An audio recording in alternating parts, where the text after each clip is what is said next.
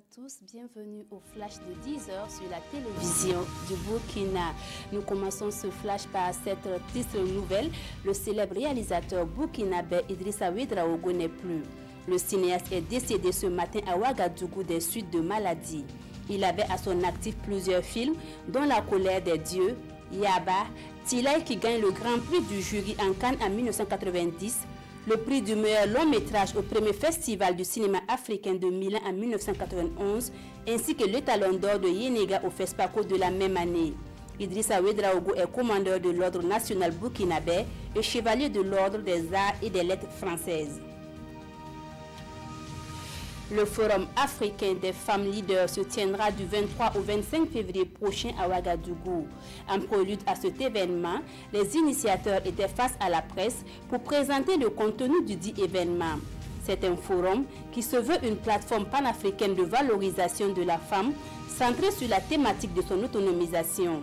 Panels, conférences et formations relatives au leadership féminin seront livrés aux participants issus de 15 pays d'Afrique.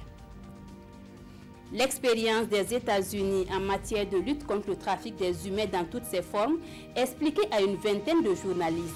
Pour les spécialistes, avant de parler éradication de ce phénomène, il est important de connaître les différentes formes de trafic, tant la pratique est multiforme allant du travail forcé au proxénétisme.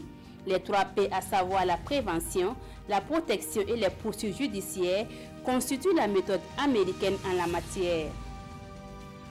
Il est désormais possible de s'inscrire, de se former et de faire de la recherche en lettres et sciences humaines à l'université Nazi Boni de Bobo-Dioulasso. Le ministre en charge de l'enseignement supérieur a procédé ce vendredi au lancement des activités pédagogiques de l'unité de formation et de recherche en lettres et sciences humaines. Une unité de formation et de recherche qui vient en appui à celle de Ouagadougou et de Koudougou.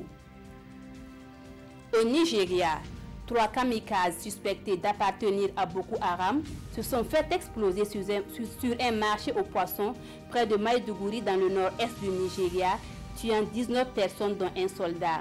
Un triple attentat suicide qui intervient alors que les procès de centaines de membres présumés de Boko Haram se tenaient cette semaine.